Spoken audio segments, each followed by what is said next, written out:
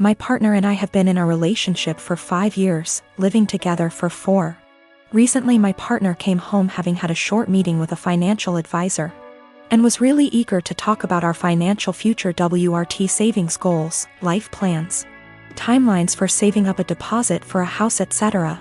This is a conversation I've been trying to have for years with him, so you'd think great, right? I should be really happy we're finally there. But I'm not. Talking about us going for a meeting with a financial advisor and starting to build towards our future together has given me really cold feet about the relationship. I think part of it is why now? I've been trying to talk to him about this for a really long time. With renewed efforts at the start of this year when I landed my first full-time salaried position and was working out my budget / personal savings goals. Just 4 months ago he wouldn't have a conversation about it. But now that the financial advisor has said the same things, it's obviously something we should be doing and I should just jump on board with? I think if the advice was particularly different to what I'm already planning, I'd be less annoyed. But the advice is the same. There's a certain type of savings account you can start in the UK specifically for saving up for a house. And I've been talking about planning to open one once I'm full-time employed for literally 3 years. And he brought it up like this new, novel idea I'd never heard of. It makes me wonder if he's ever listened to anything I've ever said. He's always been more frightened of commitment / taking the next step. And I've driven that for the majority of our relationship. Become official / exclusive? I pushed for it. Move in together? I pushed for it. Start a joint account for household costs? Me move into a bigger place and buy our own furniture? My call. And every step of the way he's against it and I have to convince him why it's the right decision. I've tried to have this financial future talk for a long time, and also the talk about mapping out what our future plans are together. But he's never wanted to have it. I guess I feel a lot of resentment that he's finally ready to talk about this because someone else has told him it's a good idea. It also brings up a lot of worries I've had about the future that might have been sitting under the surface for a while. Like the marriage and kids talk, I've always been clear about what I want, and he's always vaguely agreed with me. But trying to talk to him about time scales for it is like pulling teeth and always turns into an argument. It's not like I'm saying you have to propose now or I'm leaving or anything. It's literally just stuff like, ideally I'd like to be thinking about engagement and buying a house by 28 and married looking to have kids by 30. So he's literally got like half a decade. But we can't have that conversation because he shuts down / gets annoyed / feels pressured. And I have no idea what he wants from the future because he won't tell me.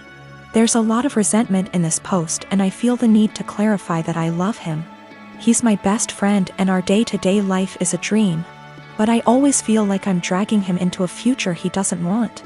And that he doesn't really trust / listen to me as an equal partner. Until someone else tells him the same things I've been trying to say.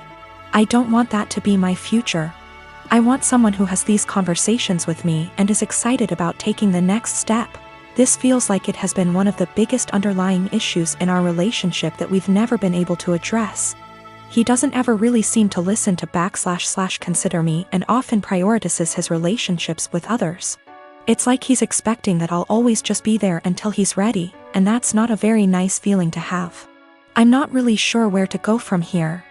I guess my big question is how do I move past this resentment into a productive conversation about goals / expectations. I would like to be excited that he's finally ready to take this step together, but I just feel annoyed and uncertain. I would also like to address the issues of not feeling like a priority once and for all. Since previous attempts haven't been successful. So I suppose my other question is how do I make our communication better so that we can actually talk about these things and come up with a plan to fix them? I am a 33 years old woman, the breadwinner of our household. I have multiple, highly specialized degrees for a niche industry. I make 200K plus, with potential to get in the 600 MS range. My company has not been hit that badly by COVID, so most of us have kept our jobs, but we're held to strict standards. My husband has a broad degree / work experience. He quit his job right before COVID hit, hoping for a better job in the meantime, and I was supportive. He spent a ton of time applying to various jobs, and finally landed an interview at Organization X. This is his dream job, in almost every imaginable way. I can't be detailed. However, it's paying about $65K a year, which would be fine, except this job directly puts my job stability at risk. My company and this org are adversarial, at best. My field is extremely secretive, and if clients discovered my spouse was working for a competitor, I would be permanently tainted. I wouldn't be able to get a job in the industry forever. I know this sounds like an exaggeration, but I promise you, it absolutely is not.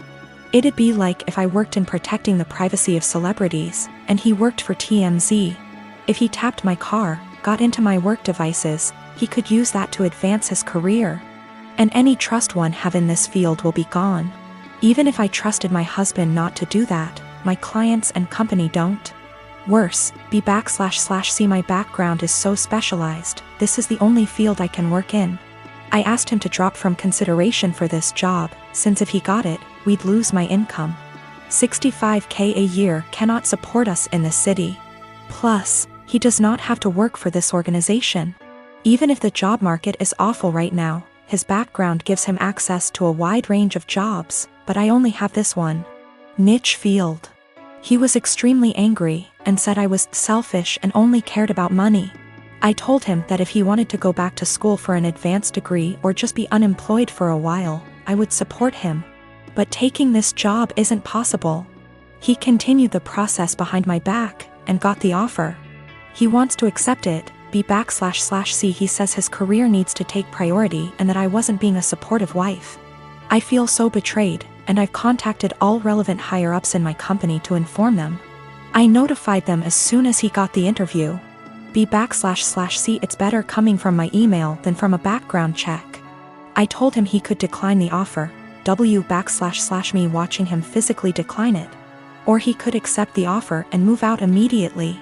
I would pay for him to stay 2 weeks at a hotel, and we would begin divorce proceedings.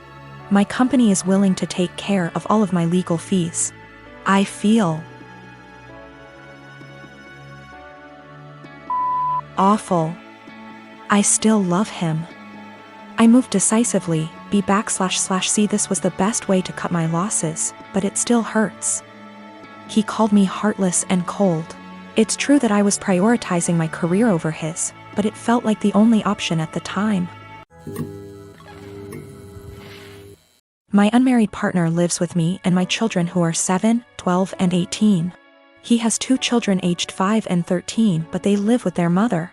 We've had his kids over whenever we can and I enjoy it. However, they are very different to mine, who are all mostly easygoing and respectful.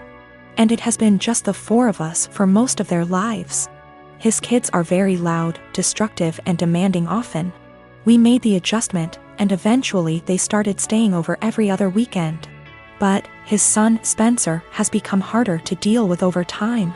He'll blow up if he doesn't get his way, insult my son if he loses a game, goes into the bedrooms and takes things without asking, complains about every meal we make, expects us to buy him whatever he wants no matter cost, and generally acts like a spoiled brat. He can also be sweet, of course. He's a child and he's not evil, but this is fairly constant. We don't let it slide, but I also want to give him benefit of the doubt. He's 13, he could be acting out for lots of reasons with a weird family dynamic, I'm sure. I try my hardest to help him feel comfortable and heard W//us, but his entitlement is rampant. It started to stress my kids out, and yesterday was the last straw for me. We were all about to go to the mall when my 12Y//O son asked if anyone had seen his birthday money. He had $100 saved, disappeared from his desk. Everyone, including Spencer, looked everywhere. Spencer even asked my son if he'd spent it and forgot, or if he'd left it at school, etc. Spencer then went outside to sit in the car alone and wait to leave. My partner went out to talk to him, which eventually led to getting him to empty his pockets. He had stolen the $100 to spend at the mall. My partner told him off, texted his mom about it and told me, then gave it back to my son. Quietly furious, we went out as planned after a talk with Spencer as to not ruin the day for the other kids. He didn't seem to feel guilty at all, even asked us to get him a $120 jacket while out. Once they were back at their mom's, I told my partner I don't want Spencer in the house anymore, at least for now. I do love his kids, and I don't want them to not see their dad. My partner has a house he doesn't use, so I suggested on those weekends we take the kids there for now. Then when any of mine aren't feeling it, they can go home and we can get some quality time, and so his kids don't have to share his attention as much. He thinks this is dramatic, an overreaction. I've told him I'm open to other ideas but won't budge from my stance. I don't want my kids feeling like they need to guard their space or to be uncomfortable in their own home. My youngest has autism and gets overstimulated with them around sometimes. He gets along W/5Y/O but needs breaks. My 12Y/O is quite anxious and 18Y/O has bipolar disorder. They're introverted, home is their safe haven and weekends are the only real free time they have. But I also don't want to be unfair to his kids. Been with Stephanie for a little over 3 years. More or less relationship is good. She tends to be way overdramatic when we fight, which isn't often. But I can usually talk her down and things work out. When Stephanie and I first started dating, she mentioned a few times in kind of a mysterious, I thought it was attention seeking. Still do, way that she had some kind of mental illness or mental health struggle. Eventually, probably 2 or 3 months in, she came out and told me in a really serious conversation that she has body dysmorphia and thinks she's obese and hates herself for it. Now let me be clear, I love her the way she is, wouldn't change a thing. I don't mind her weight whatsoever. But even when she said it initially, I almost thought it was a joke. Stephanie is obese. I'm not good at guessing weight and she's never told me her weight, but I know she's 5 feet 4 inches and a size 22 in pants. She's by all standards obese. I don't mind it at all. I'm attracted to her, I think she's beautiful, I would never ask her to change a thing. It didn't come up again for a while, but last fall she took a psychology course for her college degree and they talked about mental illness, and it came back up. She came in one night almost happy, in a weird way, saying that she understands everything that's wrong with her because they talked about BD in class and it all makes sense. She has never been diagnosed by a medical professional and can't see a doctor for lack of health insurance. Ever since then, she talks about it a lot. I'm not one to poke at people just to poke, so I just let it be. But she talks about it all the time. She blames arguments we have on her BD. She uses it as an excuse to eat poorly and not take care of herself. Because she is straight up convinced that she is smaller than she is and that the person she sees in the mirror is a dysmorphic situation. She is part of an online BD support group and talks openly to me about how she's met people who finally understand her. And she gives them advice and guidance based on her struggle with BD.